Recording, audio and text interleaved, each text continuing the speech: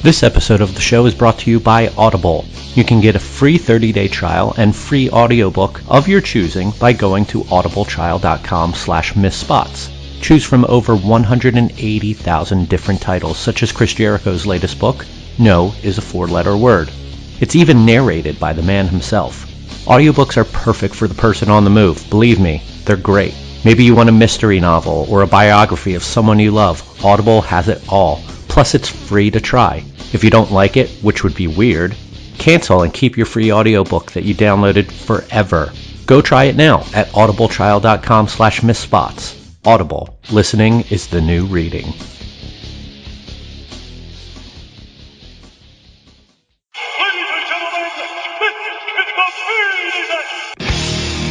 Time to play the game. Time to play the game.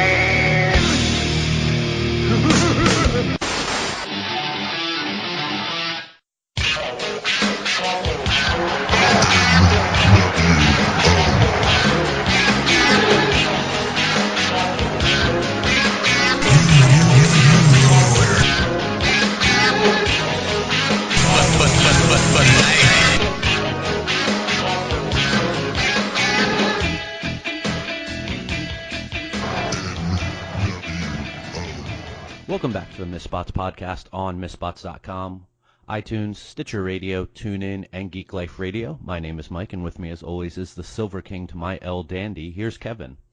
Who are any of you to doubt El Dandy? No one at all.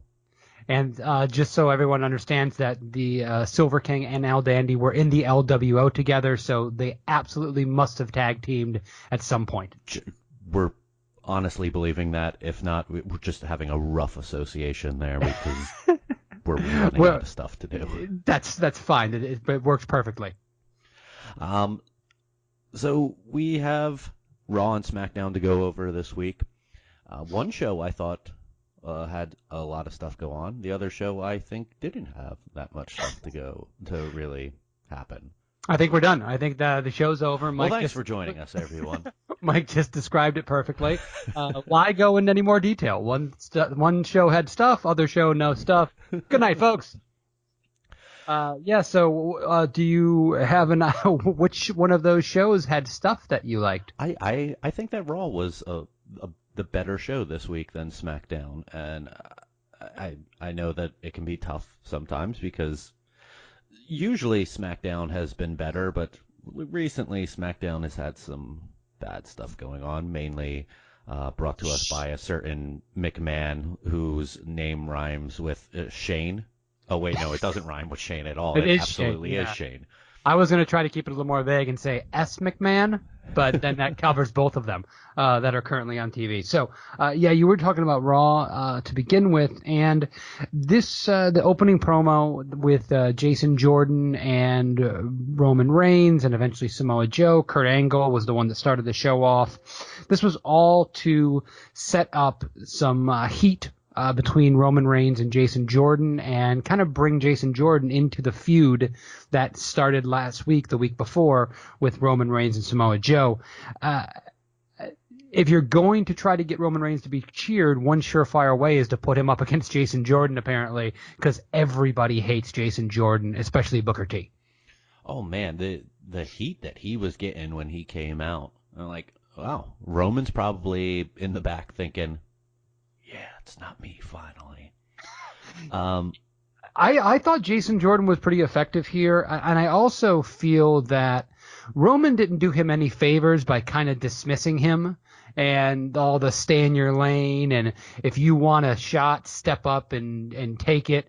Well, that's exactly what he was doing. He went out to the ring to say, give me a shot at the IC belt. It seemed, once again, to me, Roman Reigns came off not as a virtuous babyface, but as kind of as an entitled and douchebaggy heel. Yeah, and especially after the match, it even more so. It was a good match, I think, and a lengthy match. They went over 20 minutes. Well, not only was this a lengthy match, we got a lot of long matches in this episode of Raw, and that's a experiment that I hope that they play around with a little bit more, because if you can mask the awful dialogue and storylines they tend to go with good in-ring action, then at least you got something to work with there. But overall, Jason Jordan was put in a position here to stand toe-to-toe with Roman Reigns. And he only ended up losing this match. I mean, he ended up not tapping out to a half Boston Crab onto his injured knee, which is definitely a babyface, resilient babyface thing to do. I give both these guys credit for this match, both Roman Reigns and Jason Jordan, because at the start of this match, the crowd could not have cared less about Jason Jordan. By the end of this match, they were popping for his offense, popping when he kicked out of pinfalls. By the end of this match, Jason Jordan was relevant, or at least much more relevant than he has been. Yeah, I would agree with that. And although I think wrestling fans nowadays are just, some of them at least, are just cheering spots and maybe not necessarily for the right reasons. And I don't know if that is why they were cheering for Jordan there or if they were really kind of getting behind him. I think a lot of it is just kind of respecting the in-ring work, and I think cheering for spots is a decent way to describe that. But overall, with the way Jordan, I'm not saying that Jordan is a babyface in all this. I don't think that at all. But I think that people are starting to appreciate, hopefully, what he's able to do in the ring. And this was the best match I think he's put on. And he's put on some good ones with some other people in the recent past. And I'm happy to see him evolving his in-ring ability a little bit more and overall his game.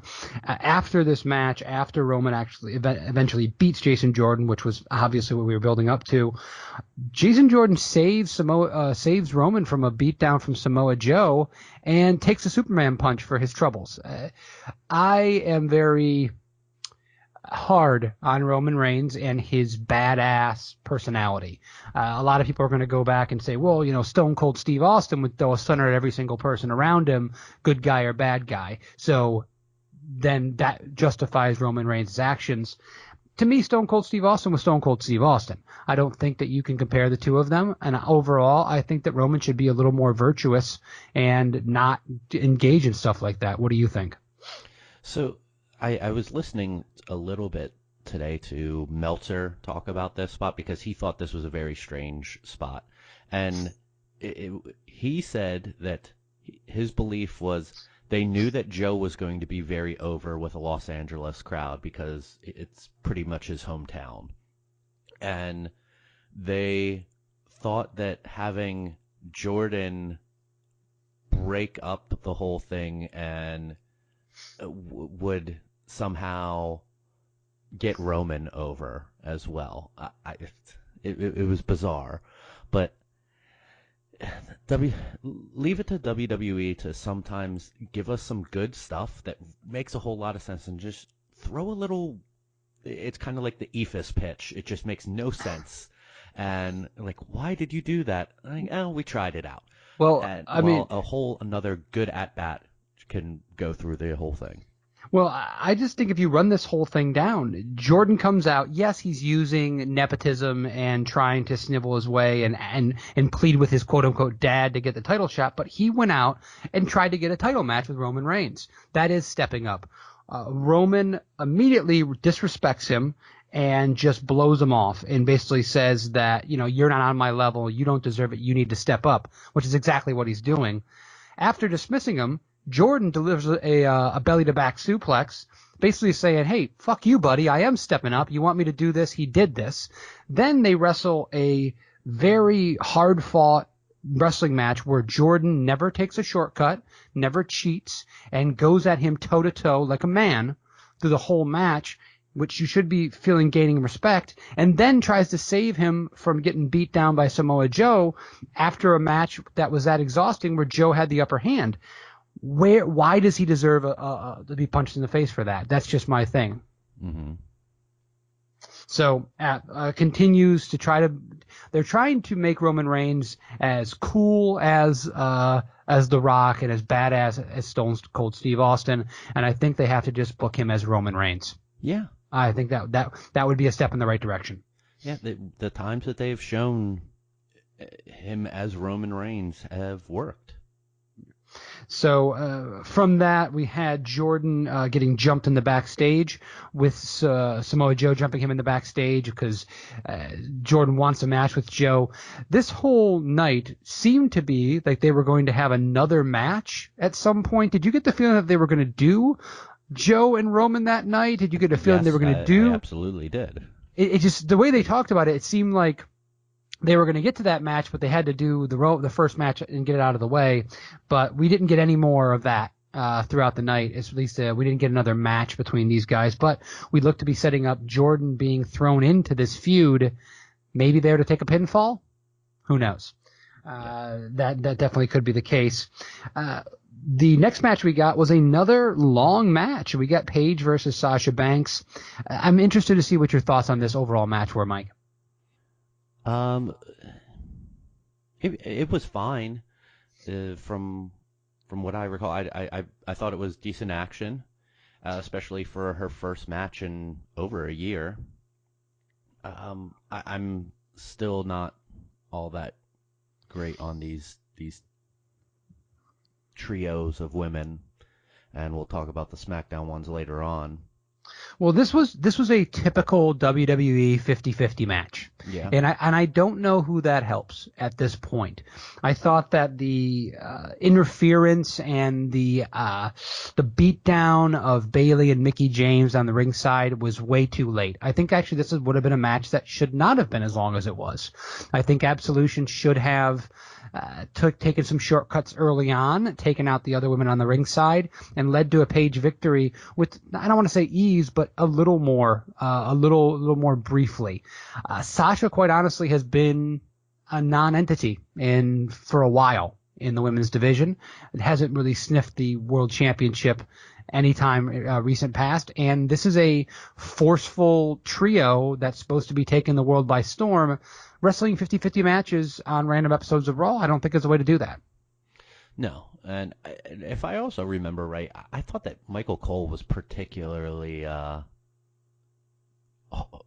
awful to listen to during this match. Like, he was trying to take shots at Alexa because she was on commentary.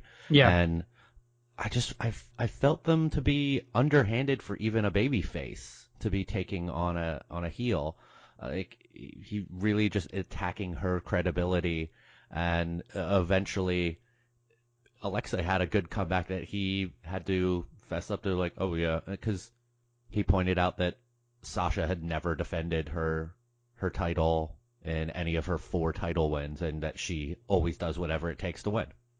Well, I will say this: if this is leading to Alexa Bliss smacking Michael Cole in the face, it'll all be worth it. Yes. Elias wants to sing a song with Kurt in the backstage and wants to face Roman again. So now is Elias going to be part of this Intercontinental Championship scuffle? Whatever we end up getting at a Royal Rumble or maybe in a Raw beforehand. A lot of bodies around the IC belt right now, and I will say this: good people to be around the IC belt right now. Elias being around there, Jason Jordan is showing his worth, I think, and then obviously Samoa Joe would be a great person to take that title off of Roman Reigns, I think, personally. Yeah. The next bit is a mix of sadness and confusion for me. Nia Jax seems to be infatuated with Enzo Amore. This was a kind of a pointless backstage, but Nia walks in and asks Enzo how he's doing and basically winks at him and as overtly as possible said, "Hey, I'm flirting with you." Nia Jax was supposed to be a monster. Yeah. Nia Jax was supposed to be, it was her inexperience was the only reason why she wasn't dominating the women's division. She looks like nobody else. She wrestles a completely different style than the other women and has all the potential in the world. If they make her Enzo's girlfriend, they will have basically set her back 15 years in the WWE, and I cannot get behind this in any way, shape, or form. At this very beginning of this, we haven't seen it out, but yeah, I do not like this on the surface. Word was that when she took a little break, that she was coming back to a massive push. this doesn't look like a massive push. Well, This looks like punishment. no, but if anything. but that means TV time, and Enzo is an over character, so they absolutely look at this as a massive push. But this is that typical childish Vince McMahon ideology that won't it be hilarious because Nia Jax is a big woman and Enzo's a small man, and won't it be hilarious if they have a relationship together? It is just ridiculous. And I was gonna go to that right after what you said, but you hit the nail on the head. They'll absolutely turn this into a size joke, and that's unfair to her. yeah, and it's a reductive and regressive thing and storyline that I have absolutely no interest in. So let's move on from there and hope that they think better of that in the upcoming weeks. The cruiserweight match, the Fatal 4-Way for the second entrant into the number one contender match that we're going to get next week, was Tony Nese, Drew Gulak, Cedric Alexander, Mustafa Ali. Was this the best Fatal 4-Way we've ever seen from the cruiserweights since the reinvention of the division? Oh yes, absolutely. And I say that, and by the way, there's been a lot very specifically. There's been a lot of Fatal 4-Ways. There has been. There's been a lot. And a lot of multi-man tag matches. But I thought that this was excellent. This was... Also, Graves was explaining backgrounds on people. They didn't get maybe as much in as if these were singles matches, but I think that all around, they did a great job with this match, giving them time, giving them character development by the announcers talking about them. And then Drew Gulak takes the win. Yeah, he kind of steals one after Cedric Alexander kind of took out everybody with the... What's it? I always forget the name of this. Lumbar check. Thank you. I was going to say vertebraker, but that's a completely different move. But I knew it had something to do with the back. That springboard Spanish fly was ridiculous. There was a couple really big high spots here.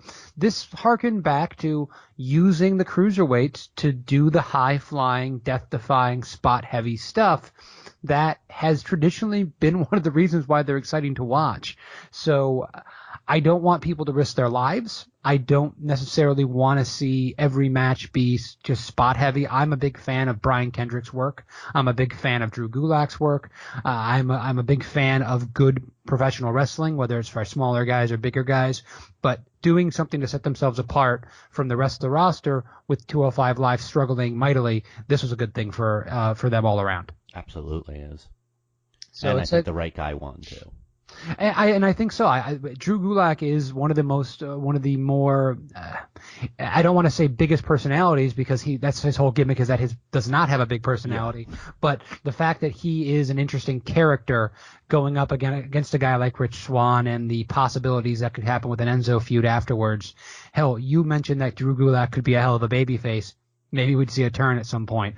I really think this gimmick can work as a babyface as well. Pretty much keeping the same thing going. I mean, isn't the PowerPoint presentation just the 2018 version of the list? Kind of. So maybe we'll get that. That'll be wonderful. And even Jericho could come back and give him a rub. Elias comes out to give a little concert like he normally does. And we kind of all saw this coming. I think when Kurt Angle said, I'm going to get you somebody to wrestle, we knew Braun Strowman would be that certain someone. And Braun Strowman comes out to absolutely destroy and maul Elias. You know, Braun destroys everybody, so destroying Elias is not that big of a deal. So I don't think this hurts Elias at all, but this does go forward in this awful Kane and Braun Strowman feud. Kane's music plays. Kane's up on the Titantron and says words. I thought at one point he was going to use that voice box modulator thing. I did too. Because he held his hand up to his throat. Yeah, and his throat just got hurt. Maybe that actually would have been. It was good selling. That would have been interesting to me, but this was overall just. Braun Strowman went out there to pop the crowd, and Kane came out to keep the segment going on a video package. Pretty nondescript in general, don't you think? Yeah. Okay. Alicia Fox got in way too much offense against Asuka in their match. Right. This should have been another just immediate squash when it comes to like they have done with 2 weeks in a row with Dana Brooke. The I guess big development in this is for the second week in a row, Absolution comes out and surrounds the ring, lets Asuka leave, and then they beat up Alicia Fox, which in my opinion automatically turns them all babyface. But I move on from that. I have some serious doubts about this faction because I think that they're already in danger of being overexposed. Multiple segments every week with doing kind of the same thing without good writing for promos and quite honestly without polished characters from both Sonya Deville and Mandy Rose, I think are going to put them in a really tough spot in the next month or so. Yeah, I agree. And it seems like they're doing the same thing over on the other show.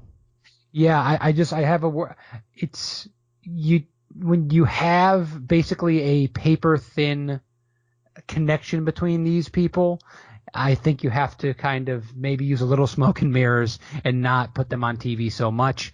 But we'll see. I have high hopes. I'm a sucker for a good invasion kind of storyline. I'm a sucker for a dominant faction, and I think that specifically Sonya Deville, I'm very high on, and I'm very high on Paige, but they have done nothing in these 2 weeks to really make either one of the underlings to Paige stand out in any way. Yeah. So we'll hopefully see that change in the near future. Finn Balor is now in matches with Bo Dallas. I love Bo Dallas. Anyone who's listened to the show for any period of time will know that I have been a big Bo-lever, and I believe that Bo Dallas has a lot to offer and could be doing a lot more than what he is doing on the roster. But Finn Balor was, as Michael Cole loves to say, the first Universal Champion. And he is basically continues to wrestle pointless matches because they seemingly have nothing to do with him after they wanted him to fight Bray Wyatt dressed in drag. It's pretty much the only thing that they give us to try to make him seem special anymore is say he was the first Universal Champion. That alone doesn't mean anything if you're not going to do anything else for him. You're just going to have him have these interactions with Kane where he's constantly being destroyed. And you have him just working matches because of matches. And you know what? It was a great match, but we said the AJ match was just a match for a match. There was nothing really to it other than, oh, great, we get to see a first-time match, and it was fine.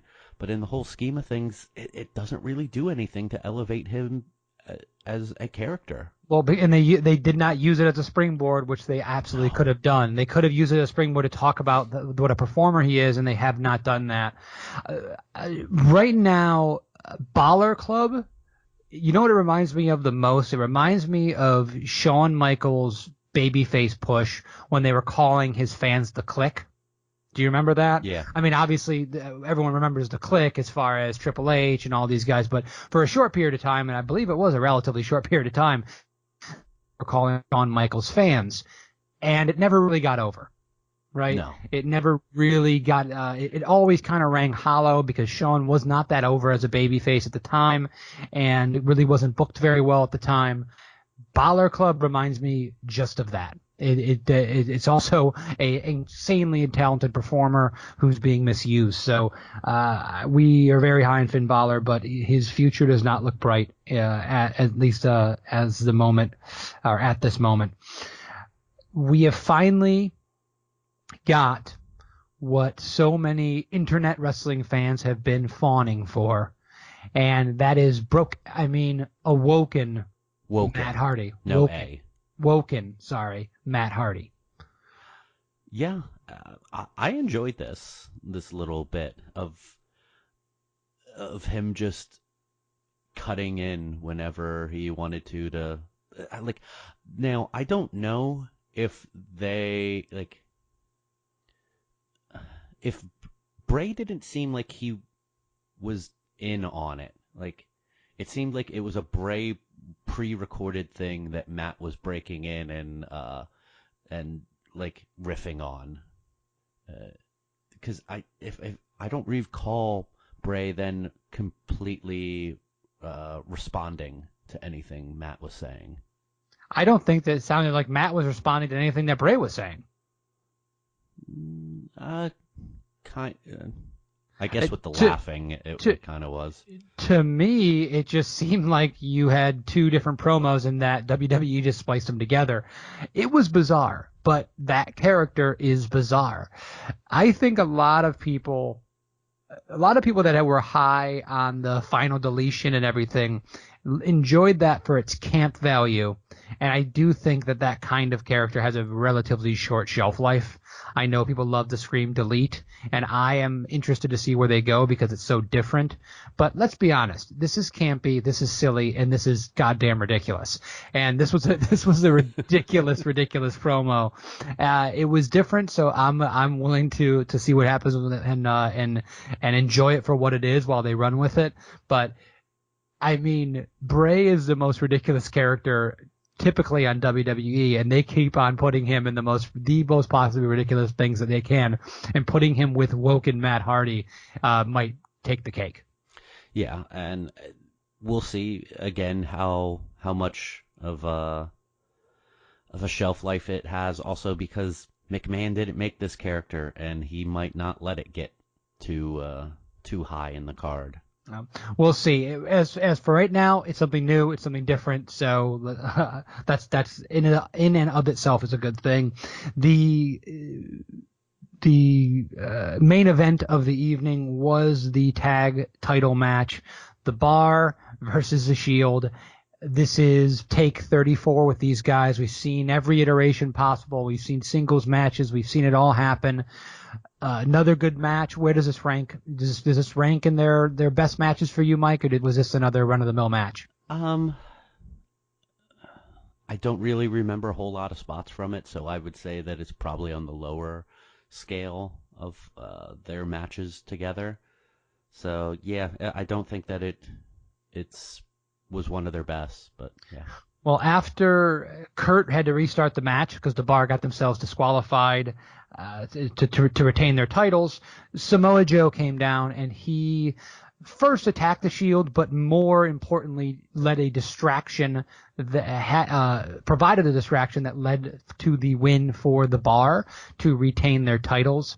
And this is Samoa Joe kind of striking at the heart of Roman Reigns because this is his buddies, this is his faction, and he kept those titles off their waist.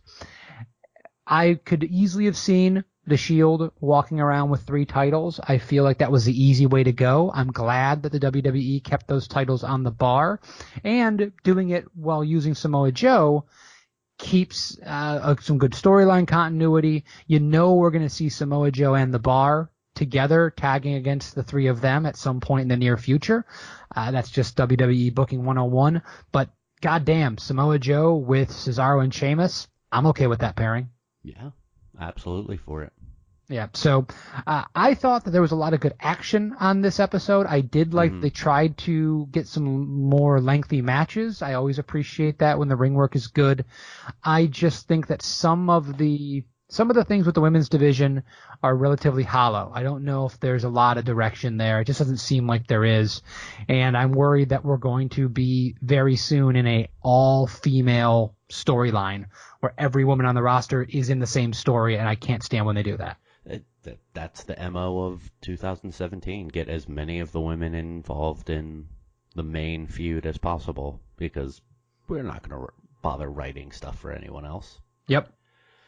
So heading into SmackDown Live, the show starts with KO and Sammy. Wow, Shane McMahon not the first person out for once.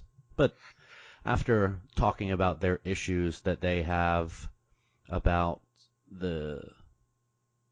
with the McMahons and bringing up the whole ringside thing, Sammy goes out to the ramp and explains how that's not ringside. Randy Orton comes from out of the crowd and RKO's KO. Shane then comes out and sets up a tag team match for at Clash of the champions, with Sammy and KO taking on Randy and a partner of his choosing, and then also sets up Sammy versus Randy for later on in the evening, but Kevin will have to be handcuffed to the ropes. I mean, immediately this made me think Shane's going to be the partner. Did you not think that too? I thought it would be. I'm really glad they didn't go with it. Obviously, that would have been terrible in my opinion. Yes. And so that it pretty much was just setting up for the pay-per-view and setting up for later on in the evening. Once again, you have to say Sammy and Kevin make a lot of really good points. They really do. They make a lot of good points about just the nepotism and the McMahons hogging the spotlight always and needing to be the center of attention.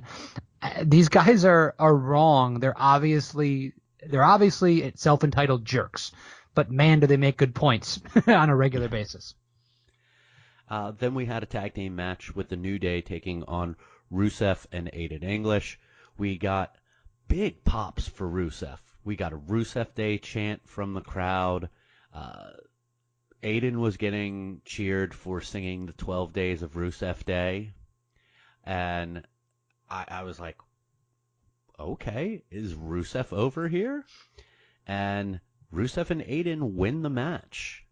And that gets them now added into what was created as a triple threat for the tag team titles into a fatal four-way for the tag team titles at Clash of Champions. I love utilizing Rusev and Aiden English. I think that they have a good rapport together. They're obviously talented guys that have been underutilized, so I'm all for that. But if you throw this together with them adding Dolph to the United States Championship match, this is the proverbial throwing shit to the wall and seeing what sticks.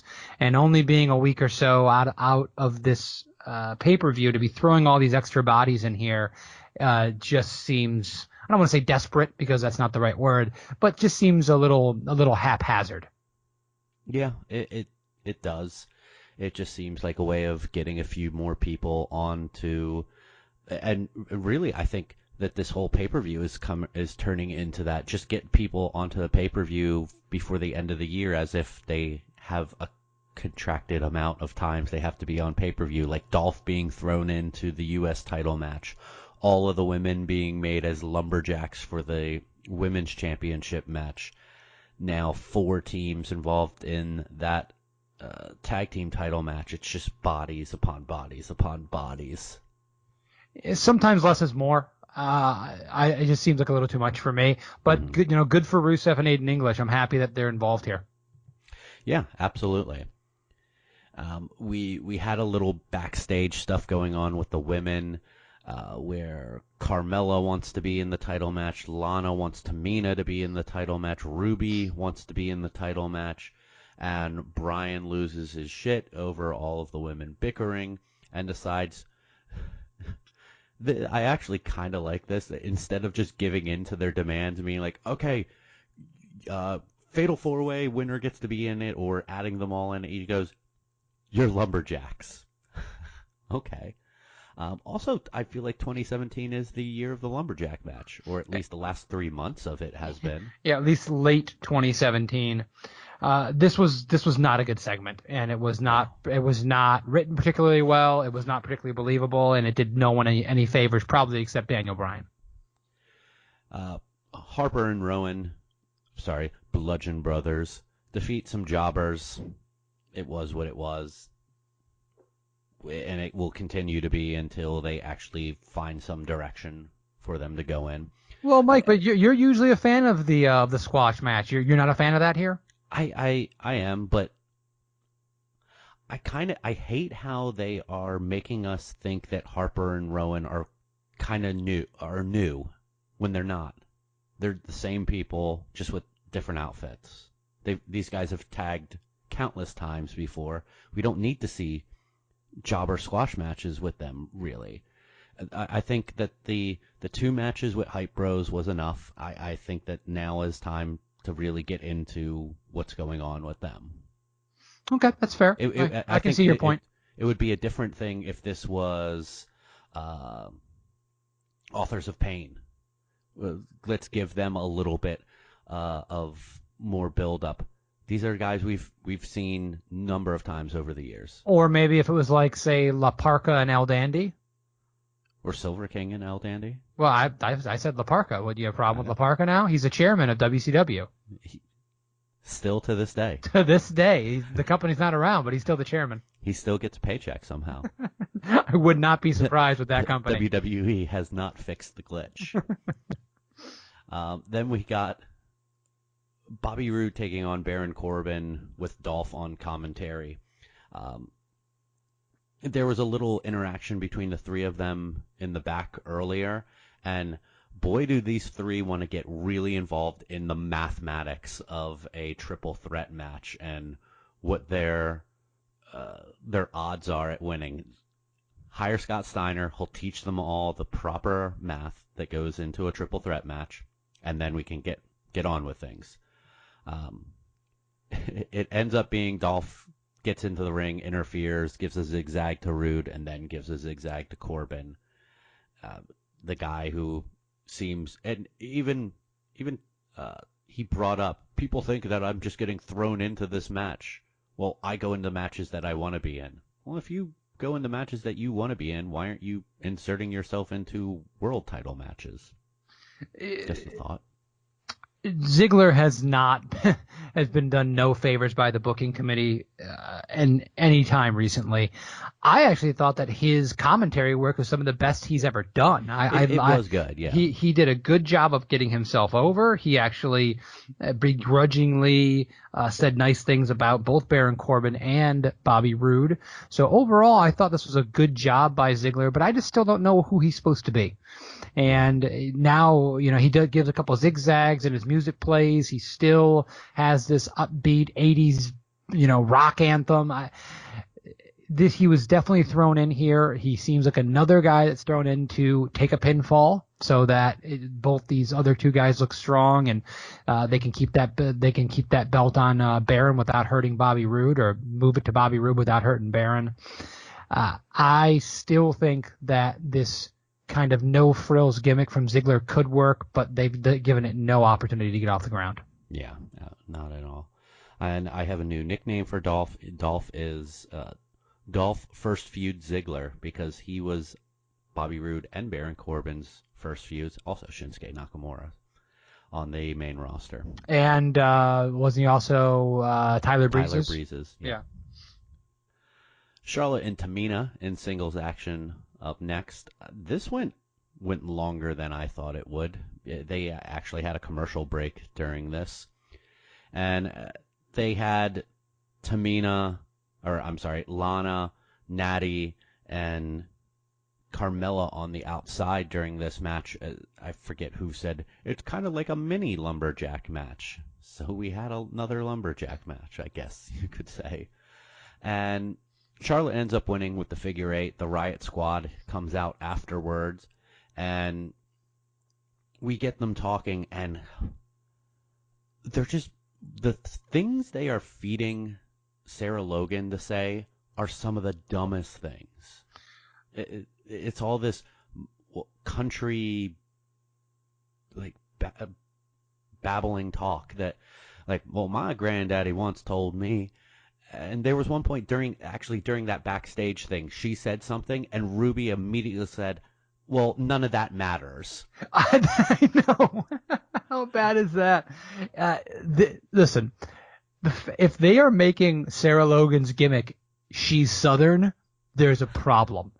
Okay? Yeah. There's a big problem with that, and maybe they're trying to appeal to a certain demographic. But I cannot see people in Alabama or Mississippi falling for that kind of ham-fisted nonsense. It's terrible writing. It's not even one-dimensional. It's half-dimensional. And it is not going to get over. That will die so quickly if it hasn't already. It's bad. It's the same problem that they have. This is worse than the Raw women by a long shot, Yeah. because not only are they not giving them personality, they're giving them terrible personalities.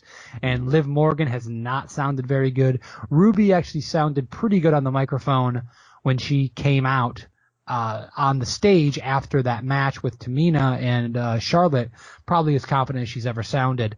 But they just don't fit together as a group. There's nothing there. There really isn't anything there. I agree with you there.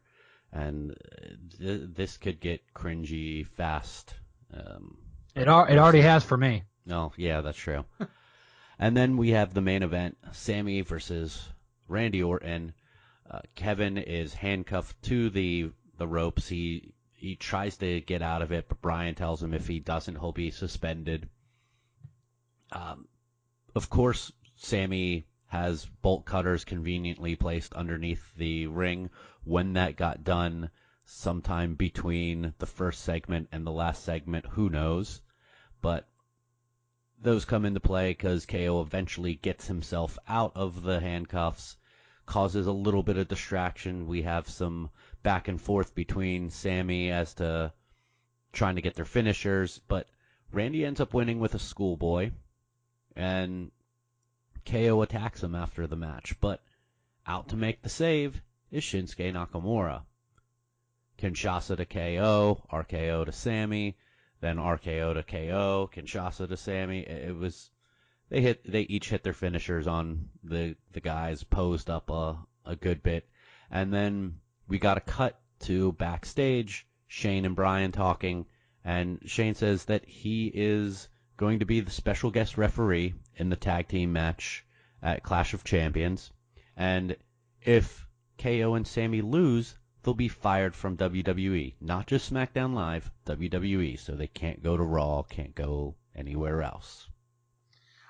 I hate this so very much. First of all, Shinsuke Nakamura pairing with Randy Orton, you want to talk about odd couple tag teams. These guys don't even belong in the same orbit of each other. And we've seen them tag before. And Shinsuke is another guy like Finn they have nothing for, and they continue to put him out there in meaningless roles. That's a shame. The idea that Shane McMahon can fire them not only from SmackDown Live but from Raw, we just had an entire pay-per-view built on the idea that these are competing brands and that the entire perspective, the entire thought process was that they're at war with one another. Now you're telling me that Shane McMahon has the power to make sure Raw cannot ever hire Sammy and Kevin. Fuck you. This is idiotic. It is so stupid. You cannot have your cake and eat it too. You cannot continue to do this and ask people to get invested. It's idiotic and in every fathomable way. So I completely check out there. It's just so dumb. And the other part of this that we didn't mention was that the whole conversation started with Daniel Bryan said, well, now have you punished them enough? Right? Yeah. So Daniel Bryan is going to get involved here. Kevin and Sammy will not be fired. They will win this match with Daniel Bryan doing something to piss off Shane McMahon, continuing a rift between these two. So not only do we have a stupid storyline that does not make sense in the context of anything that they try to sell us on a weekly basis, but we're also going to have warring authority figures. Yawn. Just yawn. Yeah, and it's just shoving Shane McMahon out there on a pay-per-view to be seen again. McMahon's. That's WWE. All it ever has been is a way of getting people with the surname McMahon over. And that does it for SmackDown Live for this week. We have one more episode next week before we head into the final pay-per-view of the year, Clash of Champions. We don't have anything for Raw for the rest of the year, and that's a nice. I think we talked about that last week. It's nice to have this space in between pay-per-views. I agree, yeah. So that pretty much does it for television for this week. Anything else that you have that we should touch on? I don't think so. Have we talked at all about what our schedule's going to be over the holiday season? Are we looking to do our yearly breakdown maybe next week, the week after? You put any thought into that? We really should do that, and I can put some effort into putting together our categories for our end of the year awards. I'm thinking that we should probably do some of the end of the year stuff in maybe a couple weeks. Give them still the pay-per-view. We should at least give them till after that, because there could be a really good match or a really awful match on that pay-per-view. Okay. Well, we got 3 weeks left in the year, so let's discuss that, and we'll let the people know what we got coming on. Yeah, and in case you haven't noticed, we are doing this episode via Skype. I'm a little under the weather and don't want to get my good friend sick, so decided to stay home and just get it done here. So if you hear any little imperfections in the recording or in the sound quality, it's probably because of that. But thanks everyone once again for joining us for this episode. Be sure that you follow us on our social media outlets. You can follow us on Twitter and Instagram. Both of them are at MissSpots. You can like us on Facebook, facebook.com/MissSpots. You can listen to this podcast in one of many different fashions, such as our website, MissSpotsPodcast.com, or simply MissSpots.com. We're also on iTunes, Stitcher Radio, Google Play Music, TuneIn, Podcast Addict, Overcast, practically any service that provides streaming for podcasts to which you can subscribe. We're on them.